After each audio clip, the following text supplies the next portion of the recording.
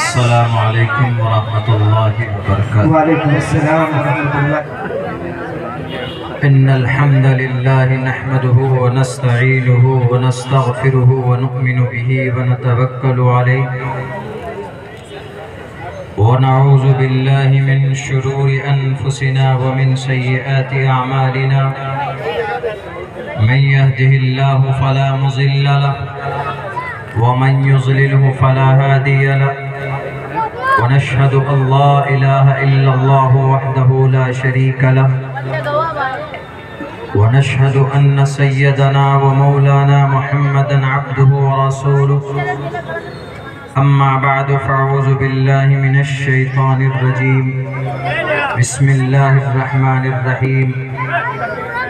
क़ाल मूसा लिक़ौमिहि इस्तईनु बिल्लाहि वस्बिरू इन्नल अर्ज़ लिल्लाहि युरिसुहा मन यशा। सदक़ल्लाहुल अज़ीम। वक़ील हुब्बुल वतन मिनल ईमान। All compliments, all physical prayer and all monetary worship are for Allah. Peace be upon you, O Prophet. Allah's mercy and blessings, peace be upon us and righteous slaves of Allah subhanahu wa ta'ala. I bear witness that no one is worthy except of Allah subhanahu wa ta'ala. In the name of Allah, the most gracious, the most merciful. My Lord, expand me my praise, it is my task for me. Remove the impediment from my speech so they may understand what I say. धर्म क्षेत्रे कुरुक्षेत्रे समवेता युत्सवः मामकः पाण्डवाश्चैकिं कुर्वत् संजय। किलेबियं मास्मगमः शुद्रो हृदय दौर्बल्यं कुतस्तवा कश्मलिदं विस्मय समुपस्थितम् अनार्य जुष्टं कीर्ति कर्मजुनः।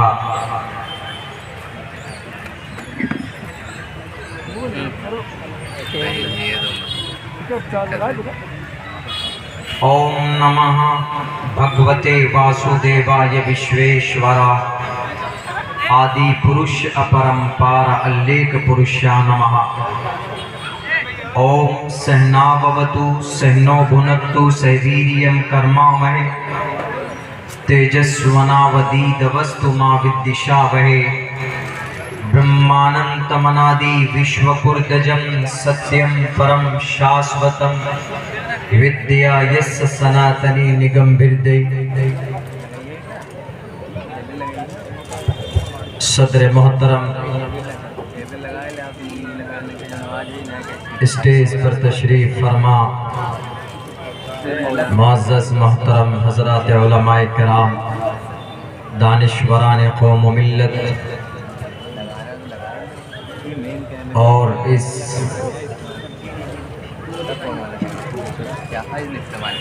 Programme के banner तले जमा होने वाले हमारे दीनी, ईमानी, समाजी, सियासी भाइयों, नौजवान साथियों, अपने घरों में पर्दे में बैठकर इस जलसे को सुनने वाली हमारे समाज की इज्जतदार माँ और बहनों,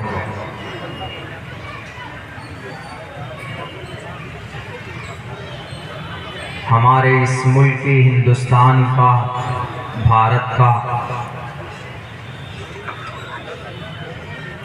हमारे मुल्क के लिए आज का दिन बहुत बड़ा है।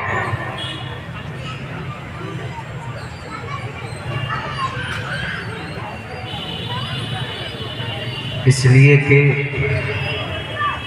अब से तकरीबन 78 साल पहले 200 साल की गुलामी के बाद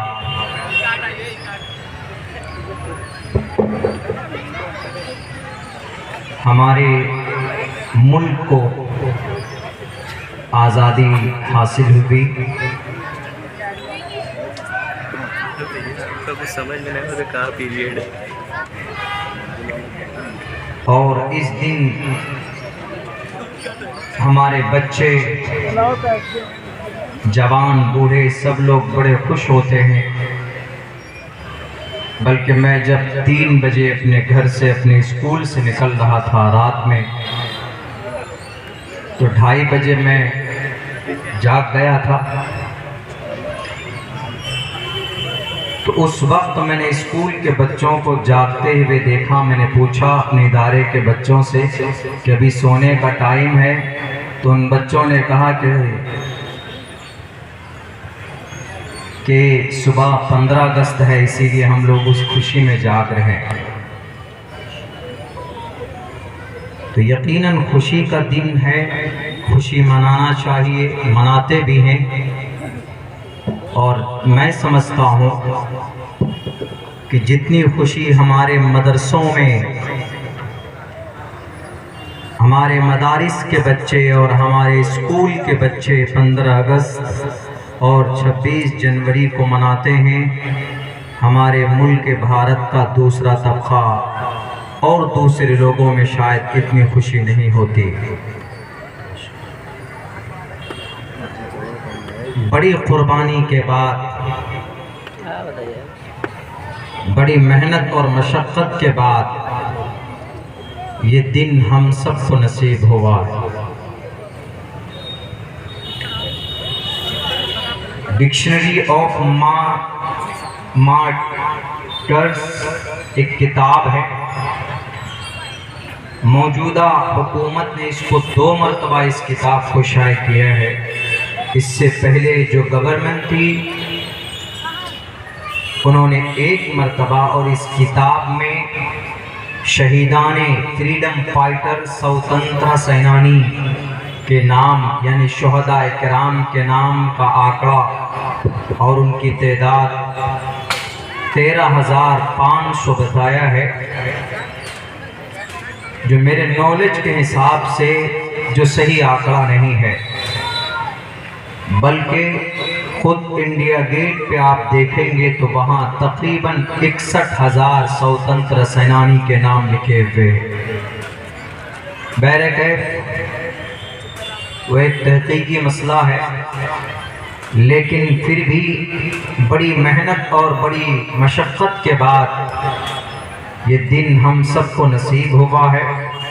1947 को 15 अगस्त के दिन हमारा मुल्क भारत हमारा आज़ाद हुआ। 200 साल की मुस्तकिल ग़ुलामी के बाद इसको आज़ादी मिली। और आज़ादी की लड़ाई लोग कब से जानते हैं, बल्कि इस किताब के अंदर, इस डिक्शनरी के अंदर 1857 से लेकर 1947 तक का टाइम लिखा है, जो कि गलत है। हमारे मुल्क हिंदुस्तान को आज़ाद कराने में 1857 से लड़ाई नहीं शुरू हुई। जिन्हें नहीं मालूम है उन्हें मालूम होना चाहिए, बल्कि भारत के अंदर सबसे पहली लड़ाई अंग्रेज के खिलाफ जो शुरू हुई है वो बंगाल की धरती शहर कलकत्ता से उसकी शुरुआत हुई। नवाब सिराजुद्दौला के नाना अली वर्दी खान 1754 में डायमंड हार्बर, जहां अंग्रेज छुपे हुए थे, अपनी एक ऑफिस बनाई हुई थी, अपनी एक जगह थी उनकी, और एक फोर्ट विलियम जब उनको पता चलता है तो वो तोप लेकर पहुंचते हैं। चूँकि वो बंगाल के राजा थे, वहाँ के सबसे बड़े थे, तो उन्होंने उस ऑफिस को तोप के गोले डालकर उसको तोड़ दिया। तो सबसे पहली मुनज़्ज़म लड़ाई यहीं से शुरू होती। जो लोग तारीख में 1857 से शुमार करते हैं, कि भारत को आज़ाद कराने के लिए जो लड़ाई शुरू हुई, जो जंग शुरू हुई अंग्रेज़ के ख़िलाफ़, वो गदर से यानी 1857 से लड़ाई शुरू हुई। ये गलत तारीख है। दुनिया की कोई भी किताब में आप उठाकर देखेंगे तो आपको शुरुआत वहाँ से मिलेगी। वो एक छांटने की कोशिश की जा रही है कुछ लोगों के ज़रिए से। क्यों? क्योंकि 1857 से पहले जितनी भी लड़ाई है, वो टोटल लड़ाइयाँ, वो सारी जंगें टोपी और दाढ़ी वालों ने, भारत के मुसलमानों ने शुरुआत की थी, उसकी लड़ाई लड़ी थी। इसलिए एक साजिश के तहत शायद उस तारीख को ख़त्म करने की कोशिश की जा रही है। लेकिन इंशाअल्लाह हमें चढ़ते हुए सूरज की तरह यकीन है, जब इस तरह की साजिशें होगी, हम जैसे तालिबे इल्म और बहराइच की इस हसास आवाम के ज़रिए से अल्लाह तबारक व तआला इसको याद दिलाने और दोहराने के लिए अफराद भेजता रहेगा। इसीलिए 1754 में डायमंड हार्बर, जिसका नाम अभी डायमंड हावड़ा है, डायमंड हावड़ा का नाम डायमंड हार्बर पे पड़ा। तारीख के पन्नों को उलट कर देखिए, आपको यही तारीख नजर आए। जो लोग साजिशें रचते हैं, आपको साजिशें रचने से दुनिया की जो ताकत चाहती है कि मुसलमानों की जो भी तारीख है, हिस्ट्री है, उनको हम इसी तरीके पर हिस्ट्री की किताबों से आहिस्ते आहिस्ते गायब कर देंगे। 3,22,000 अल्फाज को हम जैसे बच्चे सीने में सिर्फ 2 साल के अंदर महफूज कर लेते। तारीख तो फिर उसकी कोई अहमियत और हैसियत नहीं, उसको तो एक मर्तबा पढ़ लेंगे। ऐसे भी अफराद पैदा हुए हैं, अल्लामा अनवर शाह कश्मीरी रहमतुल्लाह अलैह, सैकड़ों किताबें उनके अज़हान के अंदर महफूज थी, एक मर्तबा पढ़ते थे तो कभी भूलते नहीं थे। इसलिए अपनी किताबों पर इतराने वाले आप तारीख बदल नहीं सकते। पहली जंग की शुरुआत याद करना, अगर तुम्हारी दिमाग में सिर्फ नफरत का भूसा भरा हुआ है। 1754 अली वर्दी खान नवाब सिराजुद्दौला के नाना, उसके बाद उनका इंतकाल होता। 1757 के अंदर 1755 के अंदर कुर्सी गद्दी पर अली नवाब सिराजुद्दौला बैठते हैं और 1757 के अंदर नवाब सिराजुद्दौला ने जंग शुरू की। पुलासी की मैदान में मुर्शिदाबाद के अंदर फिर दूसरी बड़ी जंग लड़ी गई, लेकिन अपनों के गद्दारी की वजह से वो जंग हार गए, वो शहीद हो गए। लेकिन जंग की शुरुआत वहां से है 1754 से। 1754 के बाद 1755 और 57, उसके बाद फिर 1780 के अंदर हैदर साहब, टीपू सुल्तान के अब्बा मोहतरम, अंग्रेज के खिलाफ 4 बड़ी जंगों के अंदर वो शामिल हो गए और बिलाखिर 1799 के अंदर शहीद हो जाते हैं श्रीरंगापट्टनम मैसूर के अंदर। वहां पर भी अपनों की गद्दारी थी, इतनी कुर्बानियां हुई। जब टीपू सुल्तान को शहीद किया गया था तो उनके सीने पर, उनकी लाश पर खड़े होकर जनरल हॉर्स ने कहा था कि आज से ये देश हमारा है, इसलिए कि इस देश के शेर को हमने शहीद कर दिया, इस देश के बड़े फ्रीडम फाइटर को हमने शहीद कर दिया। हमारे इस देश में जब तक टीपू सुल्तान जिंदा थे उस वक्त तक अंग्रेज की कोई हुकूमत नहीं थी, अंग्रेज की हिम्मत नहीं थी कि वह हुकूमत करे कहीं पर। उनकी शहादत के बाद उड़ीसा, बिहार, झारखंड और बंगाल, वो इलाका तकरीबन एक माना जाता था, उन इलाकों के अंदर उनकी हुकूमत शुरू हो गई। लेकिन ये तारीख गवाह है, 1857 से नहीं, 1754, 1755, 1757, 1780 और 1767 भी और 1799 मई के महीने में फजर की नमाज के बाद दोनों हाथों में तलवार लेकर मैदान कारजार में पहुंचते हैं अंग्रेज के सामने। अपने ईमान का सौदा नहीं करते, बल्कि टीपू सुल्तान लड़ते लड़ते इस देश के लिए शहीद हो जाता है। ये मर्द मुजाहिद। तब अंग्रेज कहता है कि भाई वी वॉन, हम जीत चुके, आज से भारत हमारा है, आज से मुल्क हिंदुस्तान हमारा है। ये तारीख है, ये लोग शहीद हुए बाज़ाब्ता, तब जाकर ये देश आजाद हुआ। ये तो कभी कभी की लड़ाई थी, लेकिन उसके बाद की शुरुआत, उसके बाद की जो लड़ाई है उसकी शुरुआत देखिए किस अंदाज में होती। उसके बाद हमारे उलमाए किराम मैदान में आते हैं। उन्होंने देखा कि नहीं, मुल्क हिंदुस्तान में अंग्रेज मुकम्मल तौर पर काबिज होने की कोशिश कर रहा।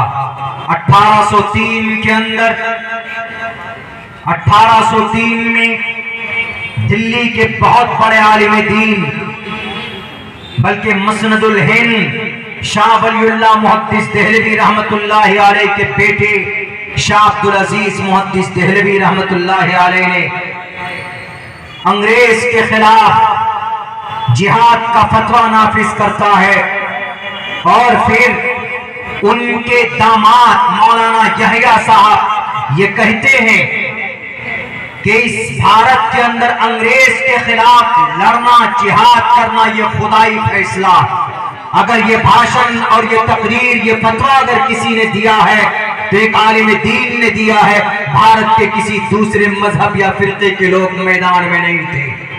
अगर उस वक्त अंग्रेज के सामने सीना तान कर कोई कौम और कोई जमात खड़ी थी, आज जिनके मदरसों को तुम ताले लगाने की कोशिश कर रहे हो, जिनकी मस्जिदों में तुम रजिस्ट्रेशन पेपर मांगते हो, यही उलमा उस वक्त थे जिन्होंने अपने कलम के जरिए से अंग्रेज के खून की गर्मी को ठंडा किया।